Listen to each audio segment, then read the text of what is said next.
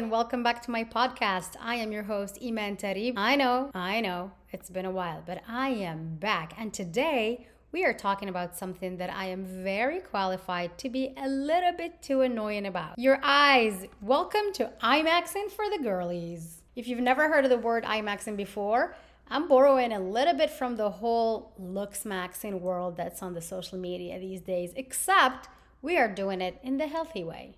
Because how do we make our eyes healthier and more beautiful without doing things that are secretly terrible for them? And listen, you all know I'm an ophthalmologist, but I'm also a girly. I love makeup. I love skincare. I love lashes. I really love me a good pair of sunglasses. And I spend way too much time looking at screens just like everybody else. So I'm not going to sit here and tell you to throw away your makeup and never wear contact lenses and stop doing everything that you enjoy. Instead, I'm going to give you the eye tips I actually want my girlfriends to know. Think of this episode as having an ophthalmologist in your little girly group chat. I actually just came back from a girls trip with my besties, and I would tell you exactly what I would tell them every time I hang out with them. And obviously, quick disclaimer, this is general education, not individualized medical advice. If you're having an actual problem with your eyes, please go see your eye doctor. Okay, let's IMAX. Let's start with something almost all of us use: mascara. Girlies, please use good quality eye makeup from a reputable brand. And good quality does not always mean expensive. I'm not telling you your mascara needs to be $50. I'm talking about products that are actually intended for use around the eyes, that come from reputable sources, that haven't expired, and most importantly, that your eyes tolerate. If you use a new mascara and your eyes start watering, stop using that stuff. You may actually be allergic to some of their components that not everybody's allergic to. And if every time you use a certain brand and your eyes become red or itchy, I don't care how amazing your lashes look or how expensive it was, stop using it. Your eyes have voted, find another one. And mascara is not something that we're keeping forever, okay? My favorite tip is to always buy the travel size. Think about what you're doing every morning. You're taking that wand out, putting it right next to your eyelashes and putting it back in the tube. So please don't keep using the same mascara indefinitely. For me, it doesn't last more than 3 to 4 months, and then I'm switching to the next new mini cutesy travel size mascara. And I absolutely do not share. I don't like sharing mascara. I don't like sharing anything that I use for my eyes. I can share my clothes, I can share my bags, I can share all of that stuff, but not my mascara. We can share the tea, we're not sharing the mascara. Remember that. Another thing, and this one may hurt a few feelings, especially with my Moroccan besties. I know how much you love your tight lining. I know how much you love your kohl, but I really want you to reconsider putting anything on your waterline. That's that white line right behind where your eyelashes come out of. Especially if you're having dry or sensitive eyes, that's exactly where some beautiful glands are producing a very nice oil to keep your tears stuck on the surface of your eye between one blink and the other. And by putting your eyeliner or your kohl right in there, you're literally suffocating those glands. And when you do that, you're causing your tears to literally evaporate too quickly and keep the surface of your eye dry as a desert of the Sahara. So instead, try putting your liner outside of the lash line. It's gonna give you bigger eyes anyway, so I vote it's better. And you can, of course, always still do the wing. Oh man, I love my wing. Haven't done it in a while though. I should do another video doing my wing. You guys loved that stuff last year. You can also do your smoky eye as long as you're not rubbing it on your eyelids to make it smoky. Use a nice brush and look down while you're doing it. You can still serve those nice, beautiful eye looks. We're just going to serve those looks while respecting your meibomian glands. That's EyeMaxxing if you ask me. All right, now you guys know this should have been number 1 for me, but I didn't want to be too much. So let's talk about contact lenses. If you want to wear contact lenses, I am not against them. But I would highly advocate for you using daily contact lenses, for using them for less than 8 hours a day, and for you never sharing your contact lenses. And I must say, I don't just want your hands to be clean when you're handling contact lenses, but I also need them to be dry. No wet hands handling your contact lenses. If they're appropriate for your eyes and your prescription, I'm a big fan. I don't mind as long as they're daily disposable contact lenses. Every morning, you open a fresh, sterile pair, you wear them. At the end of the day, straight to the trash. New day, new contacts. You don't have to remember whether these are the contacts you opened 2 weeks ago or 4 weeks ago. You don't have to maintain a lens case, and you eliminate some of the opportunities for contamination that come with storing and reusing lenses. Obviously, daily lenses are not appropriate for every prescription or every person, so talk to your own eye doctor about what is best for you. But regardless of what type of contacts you use, there are a few rules I need you to remember. I have to say it, girls. If you know me, you know I say this all the time. Never, and I mean never, ever sleep in your contacts. Never swim in them, and absolutely never shower in them. Not the pool, not the ocean, not the hot tub, not shower. Basically, contacts plus water equals disaster. Just think about it this way, okay? There are so many microorganisms in the water that we do not want trapped between the contact lens and your cornea. As your cornea surgeon bestie, I have seen some terrible instances of people losing their vision just because of something like that. So trust me on this one, you do not want to find out. All right, moving on to the next one now. This one was also supposed to be in my top 1 or 2, but I didn't want to be too much, so I'm getting to it now. And let me tell you, this might be the cheapest beauty tip that I ever give you. It costs exactly $0, and it is: stop touching your eyes. Stop rubbing your eyes. Never rub your eyes. Think about everything that you touch throughout the day. Your phone, the keyboard, door handles, your steering wheel, your handbag.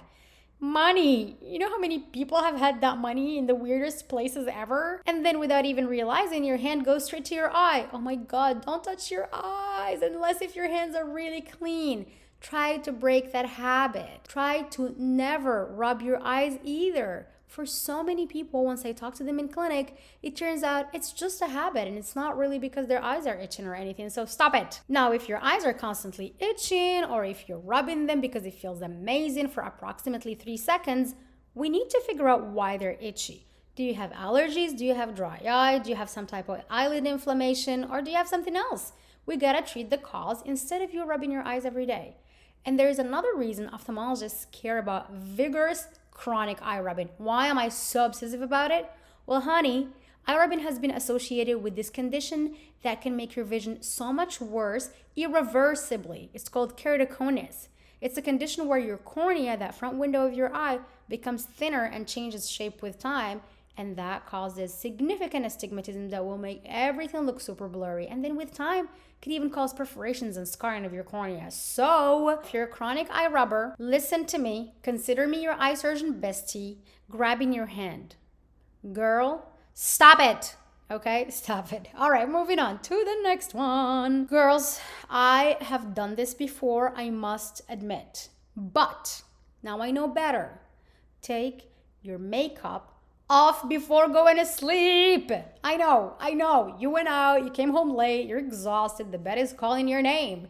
But we're taking off that makeup. I don't care what it takes. Because sleeping in eye makeup can leave so much product and debris around your eyelashes and those beautiful meibomian glands we were talking about earlier, and contribute to irritation and inflammation and sometimes even nasty infections around your eyes. Who wants that? And kind reminder, if you're wearing contacts, those are coming out too. I do not care how tired you are. Contacts out, makeup off, then we can go to sleep. Your eyes deserve a nighttime routine too. Now let's talk about lashes. I know some of you love your lash extensions. And no, listen, I'm not gonna tell you that nobody can ever wear lash extensions or fake lashes or do all these crazy fun stuff that you do with your lashes. But I just want you to pay close attention to your eyes.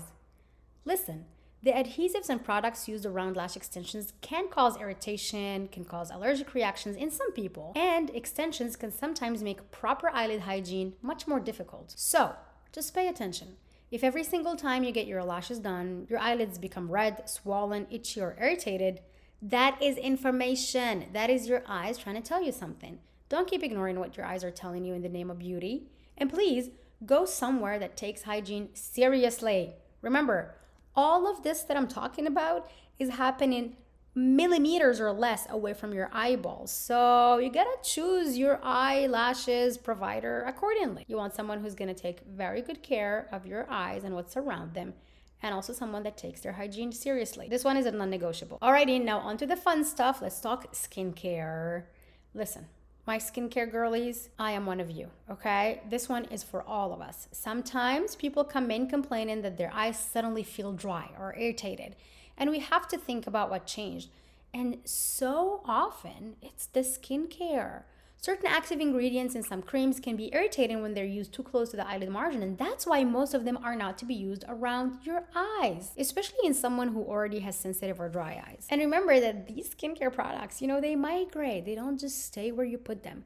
You don't have to intentionally put something inside your eye for it to eventually end up irritating the ocular surface. So if you introduce a new product and suddenly your eyes are constantly burning, watering, or feeling dry, don't forget to look at what's sitting on your bathroom counter. Sometimes your eyes simply don't love the $100 cream as much as your skin does, and I'm sorry, it will have to go. All right, we did lashes, we did eyes, we did rubbing, we did contacts. Let's talk about sunglasses. I personally believe sunglasses can fix approximately 70% of any outfit, but they're also protecting your eyes. I love me a good funky pair of sunglasses. My goodness, I probably own like 20 or 30 sunglasses and I love all of them. Some people love purses. I love sunglasses. But if you're buying them, look for 99 to 100% UVA and UVB protection, or sometimes when you read on the site, it says UV 400 protection. That's what you need. And expensive does not automatically mean better UV protection. So whether they're designer or not, ask about that UV 400 protection, okay? I know the designer logo is cute, but if the designer logo doesn't come with a UV 400 protection, we don't want it, okay? Because the logo is not gonna protect your eye. The UV filter is. I also love larger frames because you're getting more coverage around the eye area, so I thought I would just drop this little hint there for you when you're choosing the next pair that you're gonna get. So yeah, consider this your officially ophthalmologist approved shopping prescription. You're welcome. Ooh, I forgot one. This one is really good. What's with people being so obsessive about the white of their eyes looking so white? Come on. They call it bleaching the eyes. I mean, I know the bleaching term is dramatic, but we need to discuss this obsession with making the whites of our eyes look whiter. I honestly don't even get it, but hey, I'm a girly, I got girly patients, and I hear this all the time. Now, there are redness relieving drops that constrict blood vessels and temporarily make the eye look whiter. But why are they red in the first place, girl? That is the question. I don't want you just covering up the redness every day. I want to know why they are red. So go see your eye doctor. Is it dry eyes? We can treat that. Is it allergies? We can treat that. Is it contact lens overwear? We can stop that. Is it some type of inflammation or infection? We need to treat that. Is it something else? We don't know, but we gotta know. And the thing is, some of these redness relieving drops can cause what we call rebound redness when they are used frequently. What does that mean? Well, you use it so much, your blood vessels are not that elastic anymore that they cannot bounce right back to being normal after you stop using it. And so instead, they become bigger once you stop using the eye drop and the eye ends up looking even more red. So don't just treat the appearance, figure out the cause. And please do not start putting random things you saw on TikTok directly into your eyes. My goodness, the number of stuff I see on TikTok is gonna give me a heart attack someday. Honey, oils, homemade eye drops, random eye whitening concoctions. No, girls, never use anything you buy online on your eyes unless if it was prescribed by a doctor, okay? Your ocular surface is not where we're experimenting. What else now? Ooh, I love this one. This one always makes me feel like a parent, but hey, I gotta tell you, girl, if you spend 8 hours on your computer and then take a break by opening TikTok on your phone, I have bad news for you. This is not an eye break, okay? When we're concentrating on a screen, we tend to blink less. And when we blink less, our tears can evaporate more easily, which can contribute to dry, tired, and irritated eyes. You've probably heard me talk about the 20-20-20 rule before in one of my videos. I've probably done 20 of them at this point, but I'm happy to repeat it for you again. So basically the rule goes, every 20 minutes, look at something about 20 feet away for around 20 seconds. Listen, you're not gonna have to put a timer there to do all of this. Honestly, my bigger message is remember to blink. Get up, look across the room, go outside, give your eyes a moment. And no, blue light glasses are not gonna compensate for spending 14 uninterrupted hours staring at screens. Oh my God, I have so much more to be annoying about, but I think I've covered quite a bit today. So girlies, if you remember nothing else from this episode, here's our Eyemaxing routine, okay? Use good quality, non-expired eye makeup. Always opt for the travel size mascara so it doesn't last a whole year. Keep makeup off your waterline, please. You're only allowed to do it once or twice a year. How about that? I think that's a very good middle ground for the both of us. If you can wear contact lenses, consider daily disposable ones if they're appropriate for you. Wash and completely dry your hands before handling your contacts. Never, and I mean never, sleep, shower, or swim in your contacts. Stop touching and rubbing your eyes. Take your makeup off before bed. Sorry, I had to shout this one. Be thoughtful about lashes and skincare around your eyes. Wear UV protective sunglasses. Remember, UV 400. And give yourself screen breaks, okay? And if your eyes are constantly red, dry, itchy, uncomfortable, anything, don't just cover it up and go buy whatever you can find over the counter. Figure out why.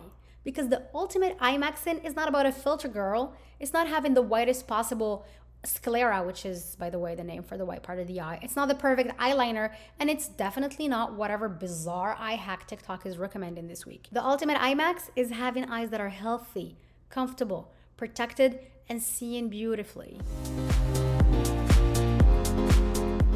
All right, let's wrap up. That was your first official lesson in Eyemaxing for the girlies. I'm happy to do more, so drop your questions or comments below. If you learned even one thing today, I want you to do 3 things for me, okay? This is how this relationship is gonna work moving forward. First, send this episode to a girlie who needs it. You already know exactly who she is, the one who's sleeping in her contacts, the one who's had the same mascara since 2022, and the one who's aggressively rubbing her eyes every single time that you see her. Send this to her. Number 2, if you're listening on a platform where you can rate or review the podcast, leave me a rating and tell me what you thought. It generally helps more people discover the podcast, and it helps me make better episodes for you. And number 3, if you enjoyed this episode, take a screenshot where you're listening, post it to your story, and tag me so I can know who's Eyemaxing with me today. Until next time, girlies, protect your eyes, take out your contacts, stop rubbing. I know I've said it before, and for the love of ophthalmology, throw away that old mascara. I'll see you in the next episode. Bye!